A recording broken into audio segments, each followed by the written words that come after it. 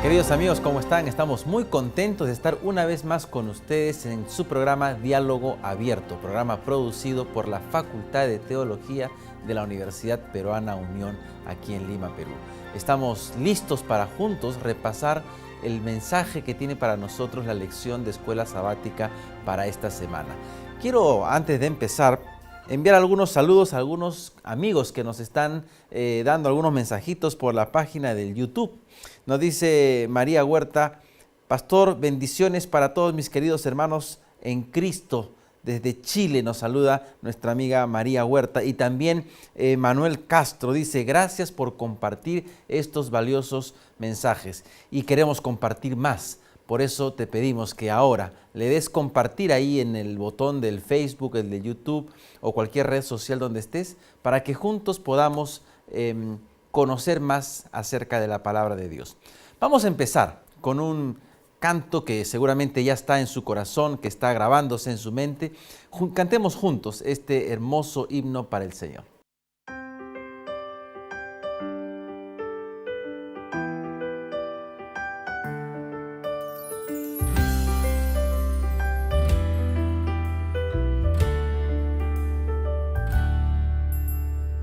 Es el anhelo de mi alma, en tus brazos seguro estar. Porque el afán de esta vida en el miedo me quiere ahogar. Hoy voy a ti, pues hay mucho que cargar. Cambia mi vida y hazme en ti descansar. Crea en mí, oh Dios, un corazón nuevo. Transforma un espíritu recto dentro de mí.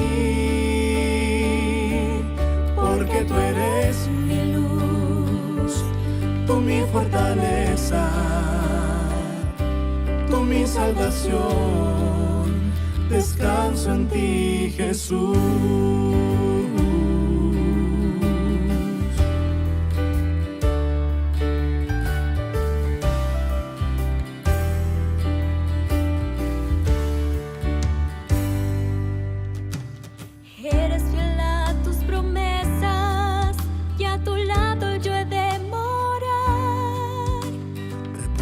Sábado eterno, por siempre te he de alabar.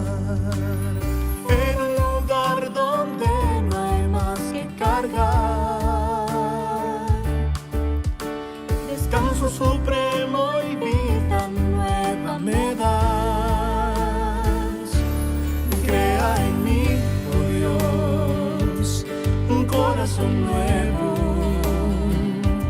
Transforma un espíritu recto dentro de mí. Porque tú eres mi luz, tú mi fortaleza, tú mi salvación. Descanso en ti, Jesús. Crea en mí, oh Dios, un corazón nuevo. Transforma un espíritu recto dentro de mí. Porque tú eres mi luz, tú mi fortaleza, tú mi salvación. Descanso en ti, Jesús.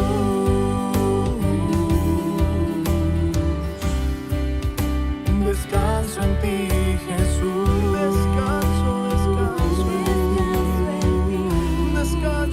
Descanso en ti, Jesús.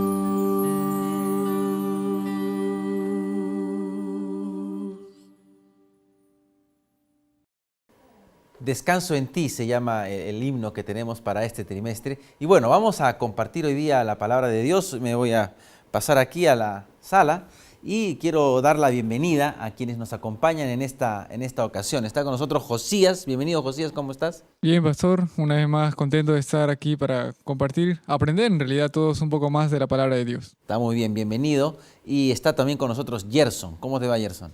Muy bien, pastor. Contento, feliz y también con un anhelo en el corazón de depositar todas mis cargas en Cristo. Amén, amén. Gerson, por si acaso, hoy tenemos un panel internacional. Gerson es de Arequipa, el que le entienda. Solamente peruanos van a entender esto, porque ellos conocen del país arequipeño, ¿no? La República Independiente. Un saludo a todos nuestros amigos que están también en Arequipa y en el resto de la edición sudamericana. Muy bien. Vamos a repasar hoy día la lección. El tema está muy importante, pero vamos a empezar con una pregunta del público. Escuchemos qué pregunta nos traen en esta ocasión. Un gusto saludarles. La pregunta es muy sencilla. Espero me puedan responder. ¿Qué es necesario para encontrar descanso? Un saludo. Muy buena pregunta, ¿eh? ¿Qué es necesario para encontrar descanso? Bueno, el versículo de memoria de esta semana está en el libro de Mateo, en el capítulo 11, en el versículo 28.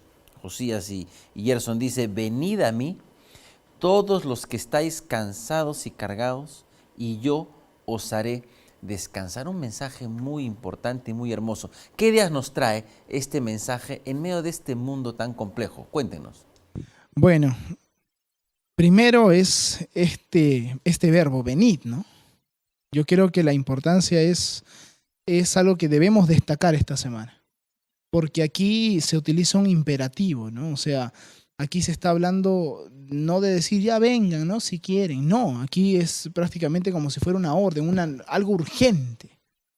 Este es el contexto, entonces le dice, vengan a mí de forma urgente, todos los que estén trabajados y cargados. Así es, Gerson, y yo creo que a esta respuesta que Jesús nos da, a esta invitación, perdón, que Jesús nos da, vienen preguntas como ¿cuándo? ¿No? ¿Cómo? ¿Por qué? Y creo que este texto nos va mencionando, en primer lugar, ir a Jesús, ¿no? Ir a Jesús. Y yo quisiera leer también un versículo más que está en Juan 6. Los invito a todos a buscar en sus Biblias. Y hay un versículo, ¿no?, que señala acerca de acá, el versículo 37. Todo lo que del Padre me da, vendrá a mí. Y al que a mí viene, no le echo fuera. Y creo que estos versículos y este capítulo en especial, Juan 6, aclara un poco más de quién es Jesús, ¿no? La misión que Él vino a cumplir en esta tierra y cómo es que quien nos atrae es el Padre mismo, Dios mismo que nos atrae hacia Él, ¿no? Sí, definitivamente, ¿no? Entonces aquí vemos una vez más la iniciativa de Dios. Una vez más Dios acercándose al hombre, planteándole una solución y muchas veces no es el hombre quien está buscando esto, sino es Dios quien les da ahí la iniciativa. Yo te veo cargado, te veo trabajado, ven, ¿no? Uh-huh. Ahora es interesante que esta palabrita venid, que aparece aquí en Mateo 11, me hace recordar a Isaías capítulo 1, versículo 18, que dice, venid y estemos a cuenta, que también es un imperativo, solo que en el hebreo ese imperativo le aumentan una partícula de petición. Así que no es que Dios nos dice, ven y tienes que venir, no es un militar, sino es un ven de urgencia, pero de pedido, es por favor, me encantaría que tú vengas. Es una invitación de amor. Ahora, la pregunta que viene es, ¿por qué es tan importante ir a Jesús para buscar descanso? Y creo que eso es lo que habla toda la lección, ¿no? ¿Por qué? ¿Por qué es que en este mundo necesitamos buscar a Jesús? ¿Por qué? Porque estamos inquietos, podemos decir. Nos falta hallar el descanso.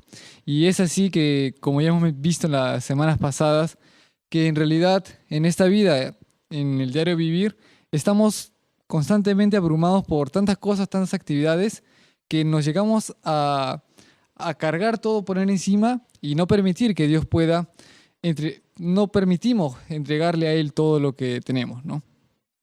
Sí, y también entendiendo que si había alguien que conocía en carne propia las luchas del ser humano, era Cristo. Entonces, esa invitación que Él nos hace, diciendo, mira, yo te entiendo, yo te comprendo. Por eso es que te invito a que vengas. O sea, ya no estés ahí solo. Esa mochila que tú tienes en la espalda, dámela, ¿no? Yo la voy a cargar, tranquilo. Creo que ese contexto es el que nos brinda, creo, realmente esa paz, ¿no? De saber que es alguien que me entiende, que es alguien que me comprende, que sabe lo que estoy pasando y que me invita a cargar mi mochila. Creo que es importante eso. Qué interesante lo que dices, ¿verdad? Ahora, la invitación de Jesús es clara. Vengan, yo los invito para yo cargar su mochila, sus cargas, sus pesares. Sin embargo, el ser humano no se acerca fácilmente a Jesús. ¿Por qué creen ustedes que el ser humano tiene ese problema de sabe que está con pesares, sabe que está sufriendo, pero le cuesta acercarse a Jesús? Y uno de los problemas creo que es la independencia misma que el ser humano constantemente busca debido al pecado, ¿no? Creo que es una de las cuestiones claves y es en esta rebelión que te lleva cada vez de continuo a mal, ¿no? Esta rebelión que te lleva a poder buscar descanso en cosas que en realidad no dan descanso. Y es aquí donde perdemos de vista que nuestra verdadera fuente de descanso está en Jesús. Y algo que creo fielmente es que desde que el pecado, como bien lo menciona Josías, desde que el pecado entró, este es un patrón repetitivo de ya no querer ir a Dios, sino esconderse de. Este es un patrón que se va agravando, como bien lo mencionaba Josías, y creo que lo podemos ver en nosotros mismos, ¿no? Aquellos que están buscando continuamente la presencia de Dios, de alguna otra manera tienden a confiar sus cosas en Dios. Pero aquellos que no, de alguna otra manera, es más, no buscan quién pueda cargar la mochila, buscan apartarse, buscan salir, buscan huir de la presencia de Dios, ¿no? Y eso nos indica que el ser humano siempre busca alguna forma de escapar de su realidad. Y el enemigo pues ha puesto una serie de cosas que aparentemente nos hacen escapar de la realidad. Y el miedo al reproche también, ¿no? O sea, hay mucha gente que huye por el miedo al reproche. Y que de alguna otra manera es curioso. Cuando nosotros vemos de repente un poco el contexto de la caída, que si bien es cierto la lección no lo menciona, pero sería bueno de repente mencionarlo solo en este aspecto. Cuando nosotros vemos esto, vemos que Jesús les hizo una pregunta, ¿no? Y lo primero que hicieron fue lanzársela a otro, ¿no? ¿Por qué? Porque ya había ese miedo al reproche. Ellos habían huido de la presencia de Dios por no querer ser reprochados. Ya estaban avergonzados. Ya estaban, claro. Entonces, esto también se repite. Las personas estamos con una mochila en la espalda, todo. No queremos confiar por el miedo a sentirnos juzgados, sentirnos condenados, sentirnos reprochados. Pero aquí Jesús te está diciendo, mira, ni yo te condeno, ¿no? Ven, más bien, yo te voy a ayudar. Sí, y creo que Romanos 10:14, quisiera que todos busquemos, nos da un vistazo del porqué de lo que señalaba Gerson, ¿no? Leamos ahí lo que dice. Romanos 10:14. ¿Cómo pues invocarán a aquel en el cual no han creído? ¿Y cómo creerán en aquel de quien no han oído? ¿Y cómo oirán sin haber quien les predique? Y es interesante que es cierto que Dios toma la iniciativa, ¿no? Sin embargo, también desea que quienes llegan a creer en Él sean sus embajadores. Y eso es un punto importante, creo que la lección también aborda respecto a que todos los que creen en Él sean embajadores. Pero sin olvidar que quien nos atrae, quien toma la iniciativa, es Dios mismo, Jesús mismo. Nos hace esa invitación de venid a mí todos los que estáis cargados. Así es. Ahora, viene también a mi mente una pregunta. ¿No será que el ser humano tiene una idea errada de Dios? Cuando uno le pregunta a la gente en términos generales quién es Dios, bueno, te van a decir que Dios está por encima de todo, que es soberano, pero cuando vamos un poquito más allá, nos encontramos con gente que piensa que Dios es un ser que va a castigar implacablemente al que se equivoca, y por eso el temor de ir a Él, porque la imagen que vemos de Dios en algunos pasajes pareciera ser esa, pareciera ser un Dios que no es capaz de entender la lucha del ser humano y ante el error abre la tierra, por ejemplo, ¿no? Hay historias de la Biblia en que el Señor abre la tierra y se los traga, ¿no? O que lanza fuego, ¿no? ¿Será que la imagen de Dios ha sido malograda y es por eso que el ser humano se siente muy lejos de Dios? Definitivamente. Creo que, como bien lo dice la Biblia, el hecho de que la maldad vaya en aumento hace que la imagen de Dios se vaya degradando continuamente. Y se da esto también porque el hombre intenta definir a Dios partiendo del hombre.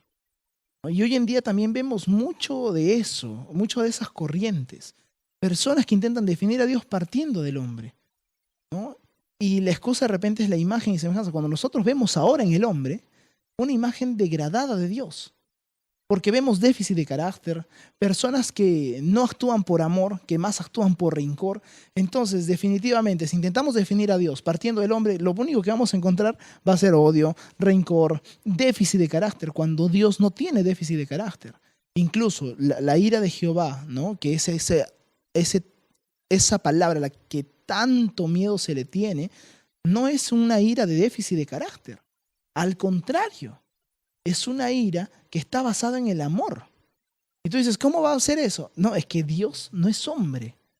No podemos hablar de Dios como un ser con déficit de carácter. Entonces, definitivamente la gente no va a confiar, lo que decía Romanos, ¿no? ¿Cómo voy a confiar en alguien que no he creído, no? Uno decide confiar en su papá porque lo conoce. Pero ¿qué pasa cuando no vemos a Dios como un padre? ¿Quién va a querer ir a él? ¿En quién voy a confiar? O quizá alguien, porque según los estudios, las personas, los niños, crean la imagen de Dios, como no lo ven, a partir de los padres. Y si el papá fue un papá ausente, o si el padre fue violento, o tuvo un hogar disfuncional, la imagen de Dios se está trastocando, ¿verdad? Así es, pastor, y creo que ese punto es fundamental, ¿no? Cómo es que la crianza de los niños, la crianza, y claro, sabemos que la crianza no empieza tal vez cuando ya empiezan a tener conciencia, sino inconscientemente, por el ejemplo, por lo que les rodea, ya van aprendiendo, ¿no? Van aprendiendo ciertas costumbres de la familia, y yo creo que acá podemos hablar un poco acerca de la providencia de que Dios también hace, ¿no? Dios no va a dejar a nadie sin luz, ¿no? Sin haberle presentado quién es, sin haberle dado la oportunidad, mejor dicho, ¿no? Es cierto que en el mundo el diablo, ¿no? Tenemos que reconocer que también esa gente, ¿no? Nos va a llevar por tantas tentaciones, de continuo a mal, justamente también por nosotros mismos, pero va a haber un punto en el cual Dios nos va a llamar, y no solamente una vez, ¿no? Sino que es continuo también, y esa es la invitación que creo que recalca esta semana: venid a mí. Así es, así es. Ahora, el texto de memoria de esta semana, que es importantísimo, dice que dejemos el yugo, ¿no? La pregunta es, ¿qué es el yugo? El yugo es lo que nosotros de repente lo conocemos como la yunta, ¿no? Aquí en el Perú, el yugo era ese arnés de madera que se colocaba sobre los dos toros, ¿no? Para arar la tierra. Era curioso que estos dos toros tenían que tener de alguna otra manera cargas parecidas, o podían soportar cargas parecidas. Es por eso que es importante aquí la palabra yugo en ese intercambio, ¿no? De Dios. Y por eso que el versículo de memoria dice, ¿no? Llevad mi yugo sobre vosotros, ¿no? Sí, y el yugo justamente de que el que entregamos a Dios es la esclavitud del pecado, ¿no? Eso creo que es algo que tenemos que rendirnos ante Dios. O sea, frente a la situación en la que nos encontramos, primero reconocemos, ¿no? Reconocemos la situación en la que estamos. Entonces, frente a eso, aceptamos la invitación de Dios y Dios nos dice, está bien, pongan sobre mí sus cargas y yo les daré mi yugo. Y ese yugo pareciera, bueno, ahora Dios está que cambie un yugo por otro, ¿no? No, y algo curioso es que este yugo es una carga compartida. O sea, no es que yo solo pongo mi carga sobre ti y ahora tú la llevas. No, es una carga compartida. Eso. Y eso quiere decir que tienen que ser de alguna otra manera similares los argumentos que se tienen que presentar para que esta carga sea parecida. Entonces, si de alguna otra manera nosotros vemos a un Dios muy lejano, ¿cómo vamos a entender que llevamos esa carga? ¿Cómo podríamos entenderlo? Sería muy complicado. Al contrario, Dios aquí, por eso yo mencionaba al inicio, ¿no? Dios nos entiende, nos comprende tanto, que hace que esa carga sea compartida basado en el mismo testimonio de Cristo, diciendo, yo te entiendo, yo te comprendo, ahora tú vas a llevar mi carga, pero no la vas a llevar solo. Vamos a trabajar juntos en esto. Ujú. Ahora, bueno, más adelante vamos a ver acerca del concepto de cuál es ese yugo que Dios nos pone si es que hacemos el intercambio, ¿no? Ahora, en este proceso, la enseñanza bíblica es que nosotros somos aprendices del Señor Jesús. Él es el maestro, nosotros somos los discípulos. ¿Qué lecciones podemos aprender a partir de este concepto que Dios nos dice que Él puede calmar nuestras cargas, ¿ok?, para nosotros como discípulos de Jesús? ¿Qué podríamos decir acerca de eso? Sí, yo creo que aquí entra una de las enseñanzas de la Biblia respecto al ser embajadores, ¿no? Cómo es que es cierto, Dios nos salva del pecado, paga la culpa por el pecado y quiere hacernos partícipes también de poder llevar a otros ese mensaje de salvación. Entonces, ahí creo que ya podemos entrar un poco a ver a qué se refiere Dios con mi yugo, ¿no? Mi yugo que es fácil, dice. Y algunas características que podemos resaltar en la vida de Jesús creo que son la mansedumbre, la humildad, y es eso también lo que Dios desea, Jesús mismo desea que cada uno de nosotros reflejemos con nuestro prójimo, ¿no? Y con ese fin siempre de ser embajadores de ese evangelio. Y entender también que el descanso que Dios promueve no es un estado de inactividad, no es un estado de actividad. O sea, eso es lo que Dios promueve, porque dice, o sea, no dice ven, deja tu carga y bueno, quédate ahí, ¿no? No, al contrario. Él dice, bueno, ahora vas a llevar mi carga, pero mi carga de alguna otra manera es diferente a la que tú estás llevando. Y este es ese estado de actividad de caminar con Cristo, de aprender de Jesús, de su ejemplo, de lo que Él nos demostró y llevar eso en nosotros, ¿no? Para poder también demostrarlo al mundo. Creo que eso es importante, no ver el descanso como un estado de inactividad, sino un estado de actividad. Y creo que también la lección nos va a mostrar cómo funciona este estado de actividad. Sí, también creo que un concepto que vimos en la primera lección es que tiene que ver con la relación, ¿no? Con donde vemos a Dios como la fuente del descanso. Es interesante lo que dice también Gerson, el descanso que Dios ofrece. Claro, a la gente tú le dices, ¿vas a descansar? Se va a tirar al sofá, a descansar, a dormir, ¿no? En su vida, en nuestra vida como creyentes. Cuando aceptamos a Jesús, estamos aceptando su yugo. Le estamos diciendo, Señor, toma mis cargas, que yo no puedo solo, y Él nos da su yugo. Y nos da descanso. La pregunta es, ¿cómo es ese descanso? ¿Cómo han experimentado ustedes ese descanso que es en Jesús? Ese descanso está relacionado a la libertad, ¿no? Ya que al tú entregarle tus cargas a Jesús, permites que Él pueda librarte, pueda transformar tu vida del pecado a una vida cada vez más pura, podemos decir, ¿no? Gracias a su gracia también.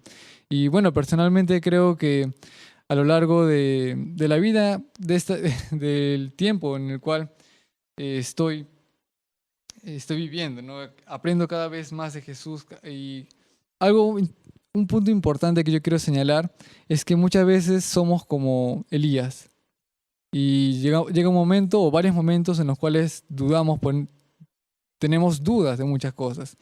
Y hay un pasaje, ¿no?, que me acabo de acordar ahora de Ellen G. White que señala que a todo cristiano le llega un momento así.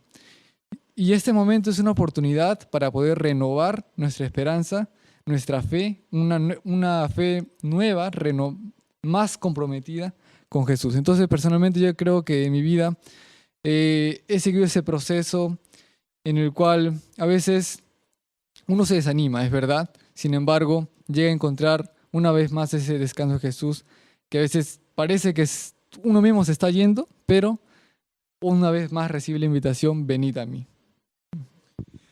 Yo lo veo como las clases, ¿no? Si nosotros nos quedamos dormidos, no aprendemos nada, ¿no? La verdad, ¿no?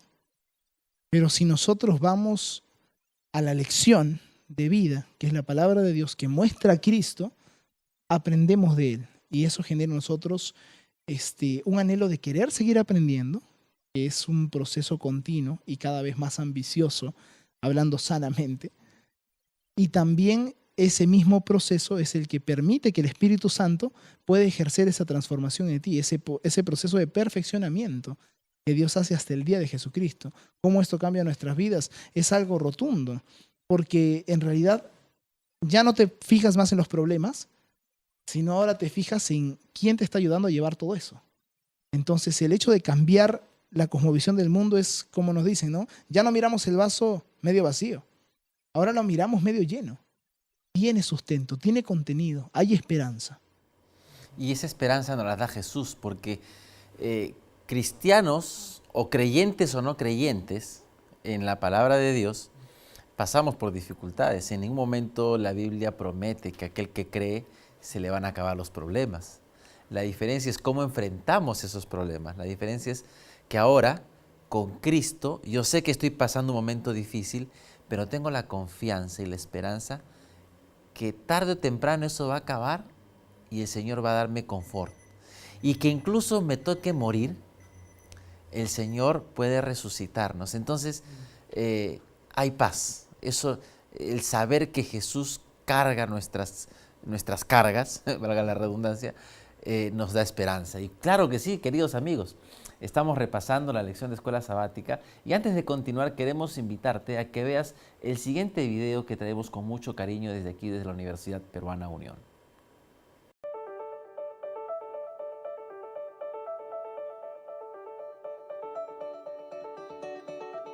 Desde hace 102 años, nuestra institución viene formando profesionales con principios cristianos, educando no solo la mente, sino también el corazón.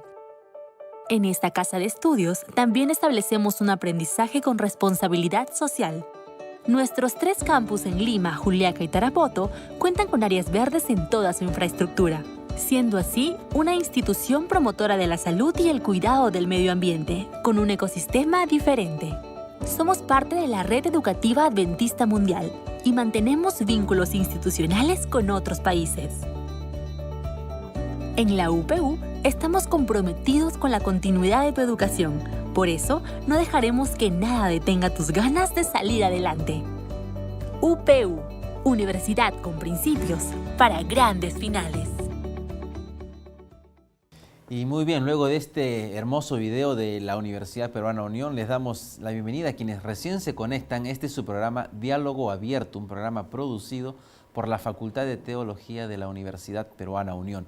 Están con nosotros 2 estudiantes de la Facultad de Teología, Gerson Arias y Josías Reyes, mis estudiantes en este semestre. No sé si será buena idea para ellos, pero ahí estamos aprendiendo, creo, juntos un poquito acerca del curso de profetas, ¿no? Están leyendo Isaías, Jeremías, Ezequiel y Lamentaciones, ¿no?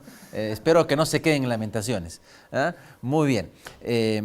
Estábamos hablando acerca de la lección de escuela sabática y veníamos diciendo de la invitación del Señor Jesús, la importancia de su invitación en estos tiempos tan complejos en los que vivimos.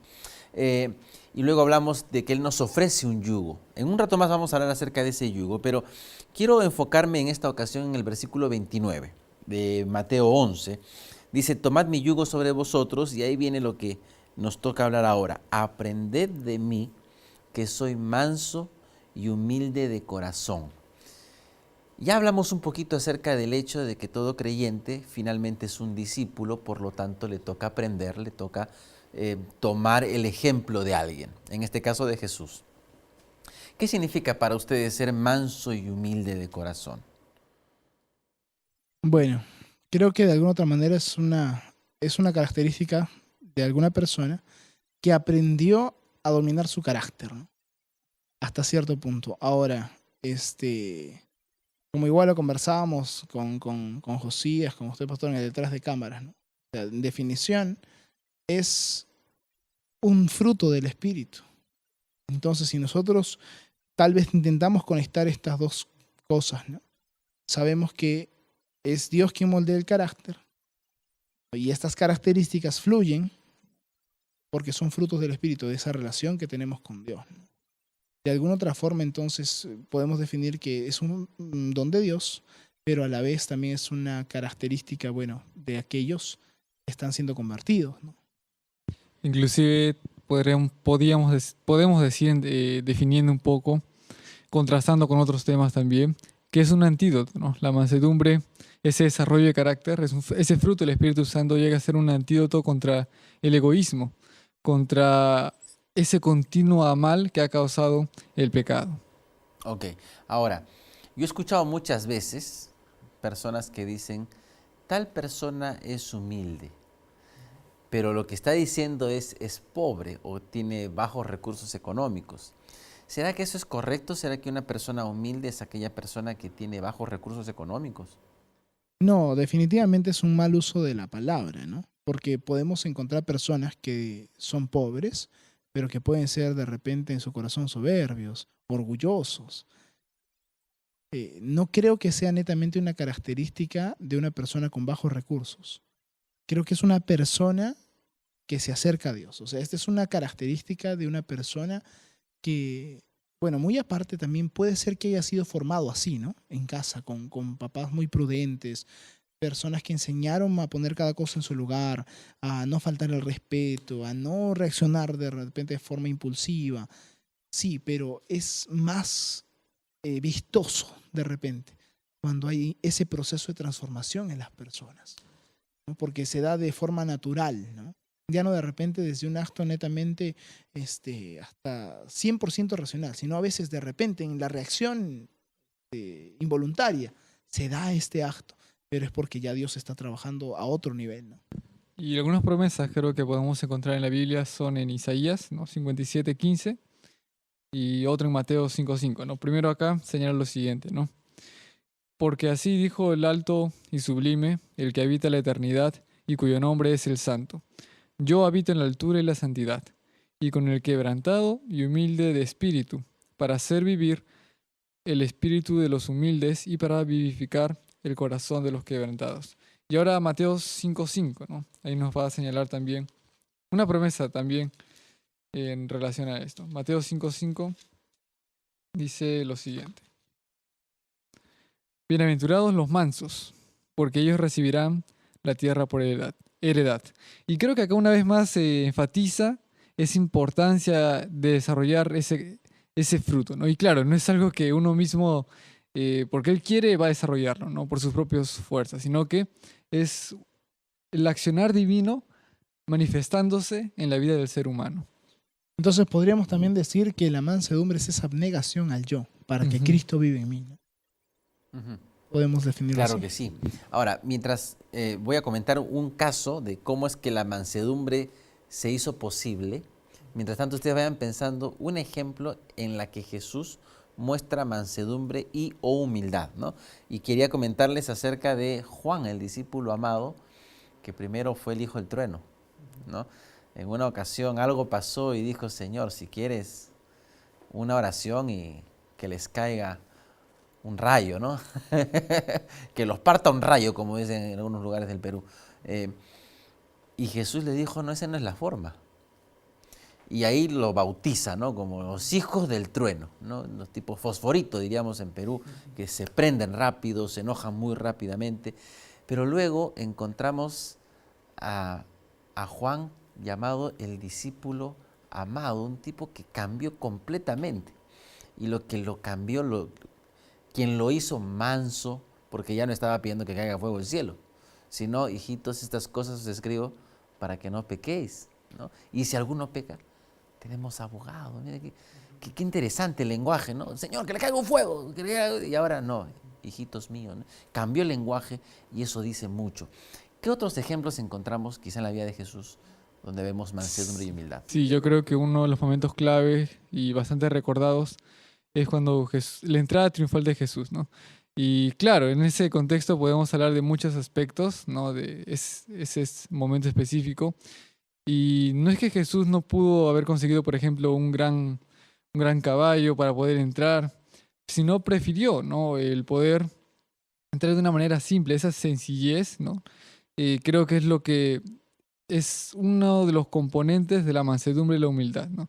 Y es así que Jesús mostró también que él era humilde y manso de corazón. Y esa entrada hizo que también no se levantara una aglomeración en contra de él para matarlo en ese mismo instante, ¿no? Sino que, porque el tiempo todavía no había llegado, pero ya estaba cercano, claro. Entonces, ese fue un momento, creo, sabio que Jesús, una manera sabia en la cual Jesús entró a Jerusalén, ¿no?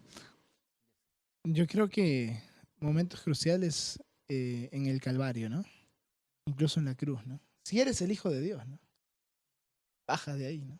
Creo que el argumento estaba, la excusa perfecta estaba como para poder él bajar, y también estaba toda su potestad porque era el Hijo, era Dios mismo. Cristo era Dios. Incluso antes fue maltratado de una manera que no podríamos ni siquiera hacérselo al peor enemigo, quizá. Jesús, como dice Isaías, como cordero fue llevado al matadero, no abrió su boca, ¿no? Qué tal mansedumbre y qué tal humildad la del Señor Jesús, quien siendo como Dios, dice Filipenses, no se aferró a esa posición, sino que se humilló. La humildad tiene que ver con el humillarse, ¿no? La mansedumbre con la abnegación, tengo que aguantarme a veces, ¿no? Cuando me hacen algo que no me gusta, tengo que ser manso. Poner la otra mejilla, ¿no? Así es, es decir, bueno, no te respondo, porque no, así no trabaja el cristiano. Qué difícil, ¿no?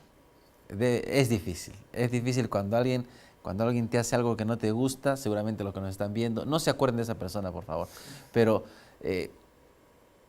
a veces uno dice, ¿cómo quisiera responderle? Pero mejor en la mansedumbre te lleva a controlarte, ¿no? Es decir, respirar profundo y, como diría Esteban, que el Señor los perdone, ¿no? No saben lo que hacen, ¿no? Y la humildad tiene que ver con estar, aunque te estén humillando, ¿no? De hecho, uno se pone en posiciones a veces de humillación. Jesús se puso en una posición de humillación por nosotros. Y bueno, ya que entendemos esto un poquito y tenemos que aprender de Jesús, vayamos un poquito al versículo 30, ¿no? Él dice, denme su yugo, yo los voy a hacer descansar. Pero tomen mi yugo, dice el versículo 29. Y el versículo 30 dice, por cierto, mi yugo es fácil y mi carga es ligera. ¿Cómo es esto que el yugo del Señor Jesús es ligero? ¿Es fácil ser cristiano? ¿Será fácil ser un cristiano a carta cabal? ¿Qué creen ustedes? Yo creo que tendríamos que primero entender cuál era esa carga, ¿no? Definitivamente en este contexto pareciera que los cristianos vamos contracorriente, ¿no? Somos, tomamos la decisión más difícil. En realidad yo creo que lo difícil es ir contra nuestra propia naturaleza pecaminosa, ¿no?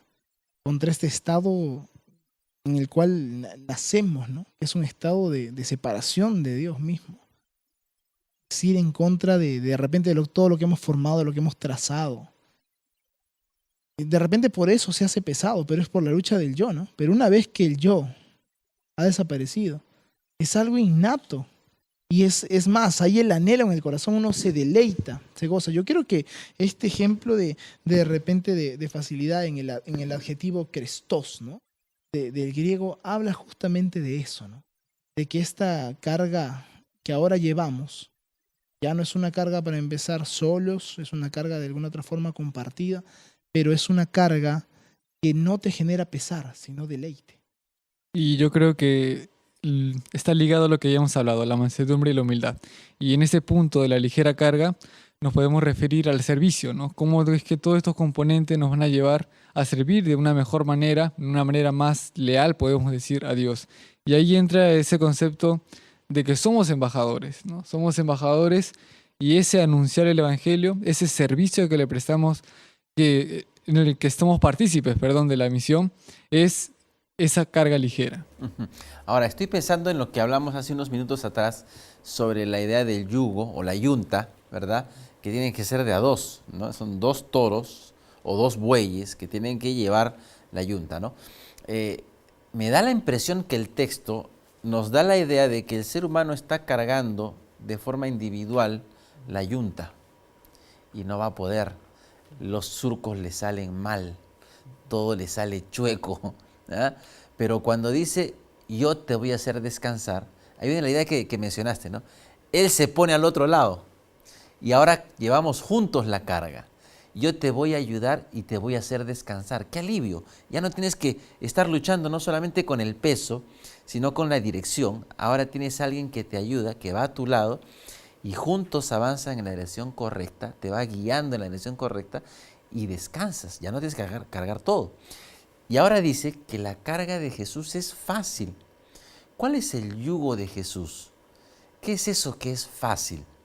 Yo creo que la vida solos, sin Jesús, es cargar el pecado, mi conciencia que me va a acusar, que me va a decir esto está mal, eres un miserable, pobre, ciego, desnudo.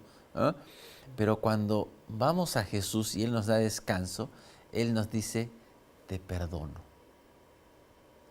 Y la obra de Jesús en nuestro favor al morir por nosotros hace que la salvación, porque todos los seres humanos, creyentes o no, tienen alguna idea de vivir eternamente. Quieren la salvación de una u otra manera, con Dios o sin Dios, la quieren o la anhelan. Cuando no estamos con Dios, vamos a buscarla a nuestra manera y es pesado, porque vamos a intentar y no vamos a llegar. Pero con Cristo dice, yo te la ofrezco. Ese es mi yugo. Mi yugo es la salvación. Así que por eso es fácil, porque Él ya obró la salvación por nosotros, porque Él hizo todo. Nos toca decir nada más, Señor, aquí estoy, dame tu yugo y va a ser fácil. Así es, pastor, y creo que un pasaje que refleja lo que acaba de mencionar es Hebreos 12, ¿no? Hebreos 12, 1 al 3 señala lo siguiente. Por tanto, nosotros también, teniendo en derredor nuestro tan grande nube de testigos, despojémonos de todo peso y del pecado que nos asedia y corramos con paciencia la carrera que tenemos por delante, puestos los ojos en Jesús, el autor y consumador de la fe, el cual por el gozo puesto delante de él sufrió la cruz, menospreciando el oprobio, y se sentó a la diestra del trono de Dios. Considerad a aquel que sufrió tal contradicción de pecadores contra sí mismo, para que vuestro ánimo no se canse hasta desmayar. Y una vez más, acá creo que se ve reflejado esa centralidad en que Jesús es el Salvador, ¿no? El que nos brinda la salvación. Y cómo es que también se nos invita a correr, a avanzar con paciencia y la carrera que tenemos por delante, ¿no? Esa vida de transformación en transformación que Cristo nos ofrece. Sí, también Gálatas 5.1 nos da un enfoque interesante y es: estad pues firmes en la libertad con que Cristo nos hizo libres y no estéis otra vez sujetos al yugo de la esclavitud, ¿no? Y aquí yo creo que esto ya nos pone en el pleno contexto también para poder entender a la perfección ya cuál es esta cara, y esta cara, como bien lo mencionaba Josías, es el pecado. Y Jesús nos hace libres del pecado. Pero ahí a veces estamos nosotros queriendo ser esclavos del pecado, ¿no? Y qué lindo ver aquí que Dios, a través de su palabra, nos enseña cuál es el verdadero yugo y te da la opción de que tú digas, bueno, ahora, ¿cuál quieres cargar, no?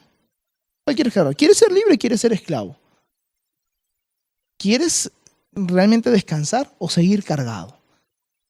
Y nos da la opción, en el contexto de la salvación, de arraigar de nuestra vida todo aquello que nos causó dolor y separación de Dios, que es el pecado. Desarraigar. Ese es. Bueno, qué interesante saber que el yugo que Jesús nos ofrece es el yugo de la salvación. Y eso sí que es fácil porque Él lo hizo todo. Él dio todo por nosotros. De hecho, Lucas 19, y con esto vamos a ir cerrando porque el tiempo nos gana. En Lucas 19, el versículo 10 dice, porque el Hijo del Hombre ha venido a buscar y a salvar lo que se había perdido. Él vino por nosotros. Quizá nosotros estamos como Egipto, ¿se acuerdan las lecciones anteriores, no? Que miraron hacia atrás los israelitas, hacia las ollas de Egipto. El ser humano de hoy en día no es tan diferente al ser humano de los días de Moisés cuando salieron de Egipto. Vamos a tener la tentación de mirar hacia atrás y decir, parece que antes nos iba mejor, pero jamás digas eso, porque el yugo de Jesús es el yugo del perdón y la salvación, es librarte del pecado y de la perdición eterna. Que Dios te bendiga. Y si tienes una experiencia que quisieras contar para nosotros sobre cómo Dios te ha transformado, te ha ayudado, déjanos tu comentario allí en las redes sociales y estaremos también dando gloria a Dios por la forma como Dios te ha transformado. Este ha sido nuestro programa Diálogo Abierto. Gracias, Gerson. Gracias, Josías. Espero verlos pronto en otra ocasión para juntos compartir la palabra de Dios. Y a ustedes que están también detrás de esa pantalla, por favor, nos vemos el próximo sábado para juntos estudiar la palabra de Dios. Hasta la próxima.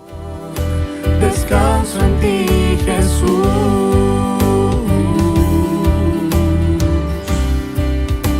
Descanso en ti, Jesús.